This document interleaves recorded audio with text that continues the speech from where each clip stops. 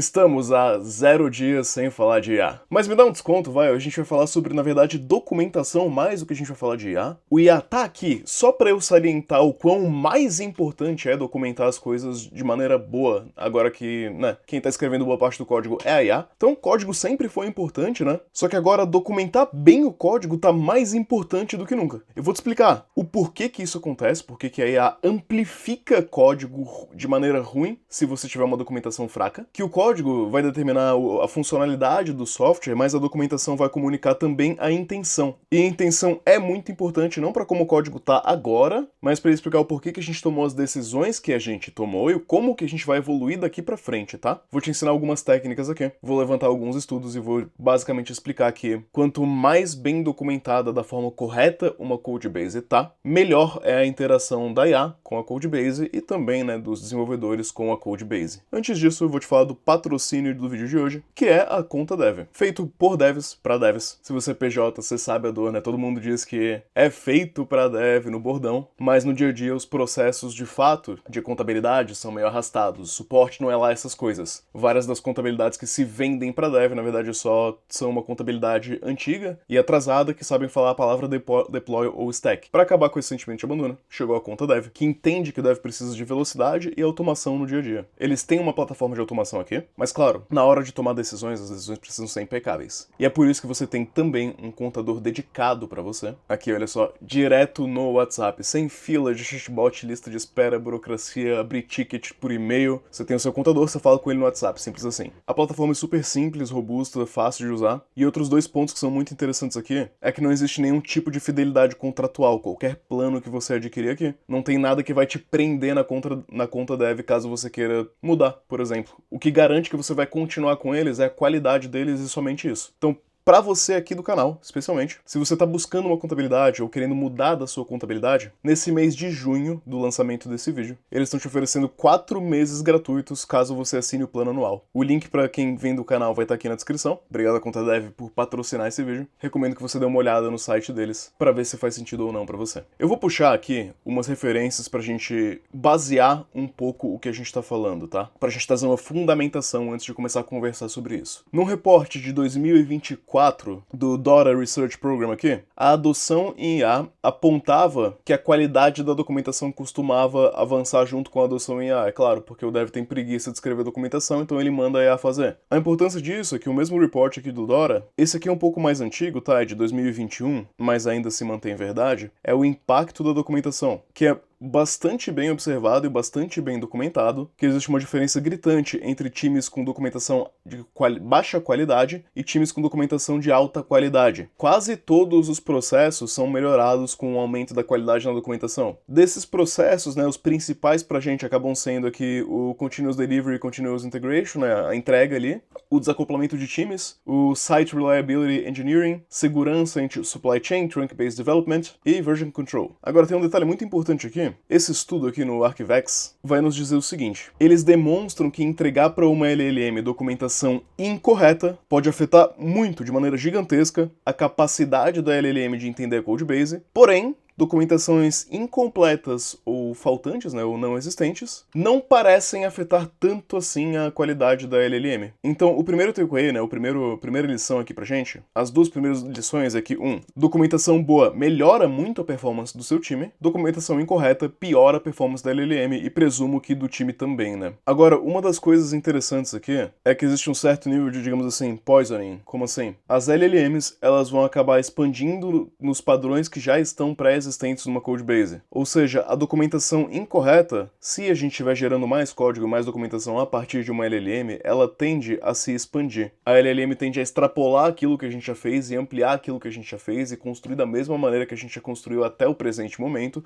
ou seja, documentação ruim acaba se expandindo e também segue sendo verdade que a documentação boa e código bom também acabam se expandindo. Então é muito interessante que, principalmente nos momentos iniciais de uma codebase, ou nas primeiras coisas que você vai dar ali como contexto para IA, que aquilo lá esteja de altíssima qualidade, porque essa qualidade vai ser expandida, né? É aquele velho ditado, garbage in, garbage out, né? Entra lixo, sai lixo. Aqui a gente tem outro estudo, a gente está buscando o abstract desse estudo, que vai trazer a documentação documentação junto da IA e tentar ver acurácia, completeness, relevância e compreensibilidade, compreensão, facilidade de leitura e tempo que demora em diferentes níveis de documentação de código. E alguns dos takeaways desse estudo, algumas das coisas que a gente pode aprender aqui, é que quanto mais próxima do código a documentação, melhor. Então o estudo conclui que, por exemplo, documentação a nível de arquivos tem um tempo consideravelmente pior, né, uma performance consideravelmente pior em quase todos os parâmetros, quando comparado com documentações inline ou a nível de função. Então quando a gente fala de LLM aqui, a nossa documentação ela precisa ter as seguintes características. Ela precisa, primeiramente, ser correta. Se você não consegue garantir que a sua documentação está correta e precisa, é melhor não ter. É preferível não ter uma documentação do que ter uma documentação ruim e incorreta. Segundo, ela precisa estar perto do código. E terceiro, auxilia bastante se ela estiver perto de testes também, né? Porque testes são determinísticos, na maioria dos casos. E aí você consegue sempre ter uma garantia, né? Tendo a documentação perto dos testes ou de acordo com os testes, fazendo sempre um diff entre a documentação e o que está escrito de maneira explícita nos testes, que essa documentação está correta e precisa. Uma das coisas importantes para a gente notar aqui, e isso vem desde antes da gente ter IA como algo, né, como algo que os desenvolvedores usam no seu dia a dia, é que os desenvolvedores gastam mais ou menos 16% do tempo escrevendo o código. Deixa eu repetir isso daqui. Um dev,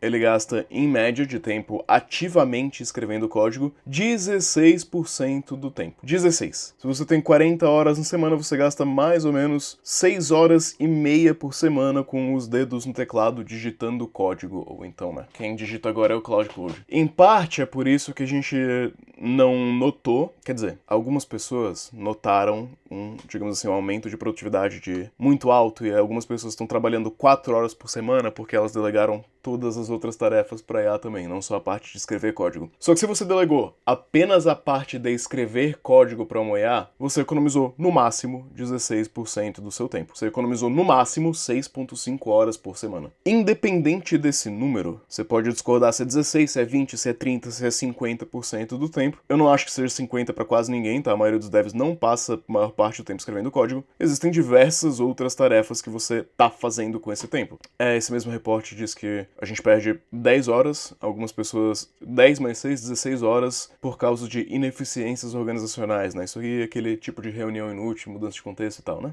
É bem sabido isso. Essas ineficiências organizacionais não param de existir com o uso da IA. Mas a questão é, se a gente escreve código, a gente passa boa parte do tempo também procurando coisas. Eu, pelo menos, posso te garantir que eu passo um tempo gigantesco procurando coisas e entendendo coisas, né? Você procura a documentação de uma API, você entende a documentação dessa API para entender como utilizar para resolver o seu problema, para você escrever 2 linhas de código que vão resolver o seu problema. Surgiu um bug, você procura nos logs a fonte desse bug, você debuga ali no seu código para tentar encontrar e reproduzir esse bug. Procurou, entendeu o bug, entendeu a linha de código que causa esse bug, você parte para a solução, que é de fato escrever o código. O que eu tô querendo dizer para você aqui? Uma parte gigantesca das tarefas que não são escrever código, essa parte é procurar, entender coisas, até para fazer reuniões. Uma boa documentação próxima do código que reflete como aquilo funciona pode te auxiliar. Então, colocado tudo isso como o nosso contexto, eu quero colocar uns pontos aqui para você que são interessantes. Existe uma mudança na forma com que a gente programa, e muita gente tá começando, tem até uma piada, né? Hoje em dia eu sou programador Markdown, eu escrevo arquivos .md pra IA ler, e a IA vai escrever o código, né? A minha principal linguagem de programação é Markdown hoje em dia. Porque hoje em dia a documentação é contexto, e contexto é a palavra do ano. A gente já falou aqui nesse canal de contexto para IA, é bom que seu contexto seja pequeno, conciso e preciso. Então, uma das recomendações para você documentar, você pode ter alguns arquivos de overview de como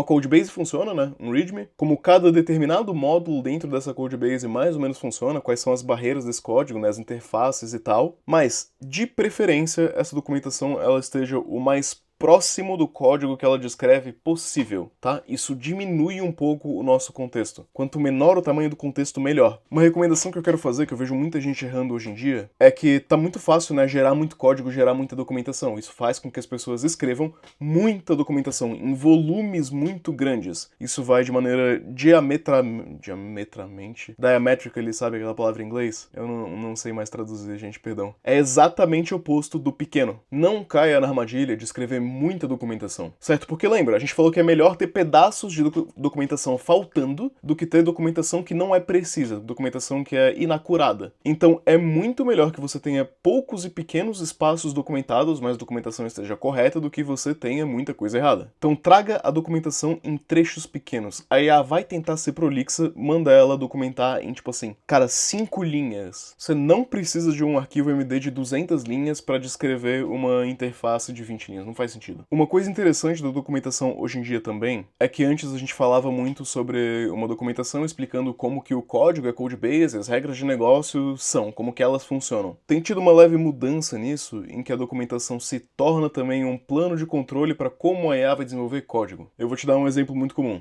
É muito comum uma IA ler a sua codebase, você pede para ela fazer uma migração no banco de dados e ela escreve um arquivo de migration do zero, mesmo você utilizando uma ORM. Então, na sua documentação, você pode descrever como que a IA pode interagir com aquela codebase. Certo? Quais são os comandos? Os comandos para gerar migrations, os comandos para testar, quais são arquivos gerados via comandos, né? Arquivos gerados via tool calls, o que está deprecado, o que é legacy, o que não é para mexer, o que é. E uma certa ordem de fatores. Dentro da documentação, você pode descrever para a IA que é para ela fazer TDD. Dentro da documentação, você pode descrever para a IA que é obrigado a rodar ali um linter para ver como é que tá sei lá o que é obrigado a rodar um SonarQube, que é obrigado a rodar sei lá o que, um crap ou qualquer coisa do tipo. Dito isso, também existem algumas práticas que são interessantes para a IA se situar melhor numa codebase, que elas podem acelerar um pouco a compreensão de uma codebase. Se você joga uma codebase inteira nova no Cloud Code e manda ele fazer uma task, ele vai ter que navegar por muitos arquivos, por muitos repositórios, ele vai ter que ele vai ter que adivinhar onde que certas coisas estão. A gente mostrou aqui no canal, no vídeo da Harness, como que uma Harness funciona, né? E eu larguei o Cloud Code numa codebase nova, o que ele vai fazer? Cara, ele vai dar um ls e ele vai começar a listar todos os nomes de arquivos e todos os nomes de diretórios para tentar entender a estrutura de pastas. E entendida essa estrutura de pastas, ele vai começar a ler alguns arquivos cujo nome parecem com algo que resolveria o problema que eu mandei para ele resolver. Isso tudo, esse trabalho inteiro de entender o que faz o que tá onde, pode ser substituído por um mapeamento do repositório, talvez um mapeamento hierárquico, que você tem um mapeamento bem pequeno, novamente, pequeno e conciso, tá? Algo que seja um index.md, um readme.md, um mapa de arquitetura, digamos assim, um mapa do seu repositório, que responda de maneira super sucinta às seguintes perguntas. O que o repositório faz? O que cada módulo faz? Quais são os endpoints da API ou do que quer que seja? Cadê o esquema? Como é que se testa? Como é que se roda localmente? E, enfim, mais algumas coisas que podem ser específicas dependendo do problema que você está resolvendo. Com esse mapeamento, a IA consegue ler isso daqui e mais assertivamente encontrar onde que possivelmente está um problema. Você também vai querer, né, ter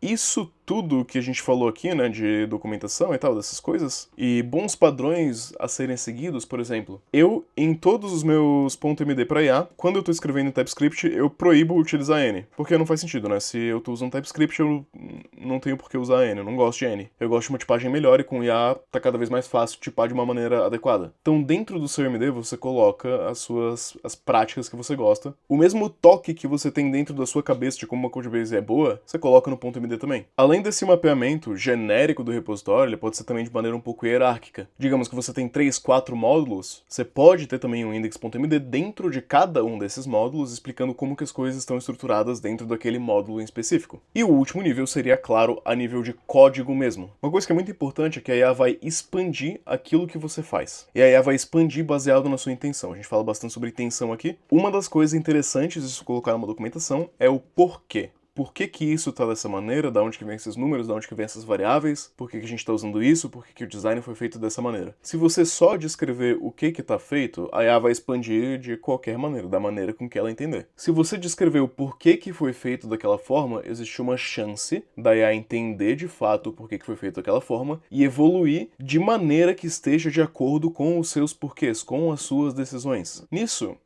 possível, agora toma muito cuidado aqui, tá? Que a gente já falou em contexto, a gente falou de poluir contexto. É possível que você tenha uma pasta ou algo nesse sentido que você possa armazenar ADRs. Eu não sei o quão útil essa prática vai ser, porque existe um contexto limitado daquilo que ela vai ingerir, ela não vai ler todas as ADRs que você vai colocar. ADR, né, pra quem não conhece, é Architecture... Eu não lembro se é Architecture ou Architectural Decision Record. Enfim, explica a arquitetura de por que uma decisão foi tomada de uma forma. Essa tomada de decisão se traduz muito bem no porquê que algo foi feito de determinada maneira. E pode encaixar muito bem, na verdade muitas empresas mantêm uma lista de ADRs no Notion ou na Atlassian lá, né? Ou em algo similar ao Notion e o Atlassian, palavra difícil, né? Mas dá pra gente trazer pra Codebase. Agora, eu não sei se eu faria isso. Eu acho que eu preferiria jogar a ADR exata como contexto pra IA pra cada tarefa em específica. Dentro da Codebase pode virar informação demais. Cria também, né? Aqui a gente falou em descrever o como. Cria também tutoriais, receitinhas pequenas de como que eu crio um novo endpoint. Né? Lembra quando você era júnior e você perguntava pro seu sênior lá, cara, como que eu crio um novo endpoint? Ele falava, você vai vir aqui, você vai criar a parte da API aqui, a parte do DTO aqui, a parte do banco de dados aqui. Você pode escrever a mesma coisa pra IA, eu sou júnior hoje em dia. E esses de escrever como que se faz cada coisa dentro dos padrões da Codebase são bons. Você garante uma assertividade cada vez um pouco maior. E você pode utilizar esse como, por exemplo, como que eu crio um endpoint novo, pode virar uma skill. Uma skill específica para esse projeto. Ou então, se não quiser numa skill, né, faz ali um prompt ou um arquivo, um .md, qualquer coisa. Como fazer uma migração no banco de dados. Como adicionar uma nova feature flag. Como adicionar uma nova integração para nossa lista de integrações. Como adicionar um segredo aqui, uma variável de ambiente. Acho que no geral era isso. Se você gostou desse vídeo, a gente tem vários cursos aqui no canal, inclusive um curso novo de System Design que saiu agorinha, acabou de sair. O link para todos esses cursos vão estar aqui na descrição, tá bom? Beijão, tchau!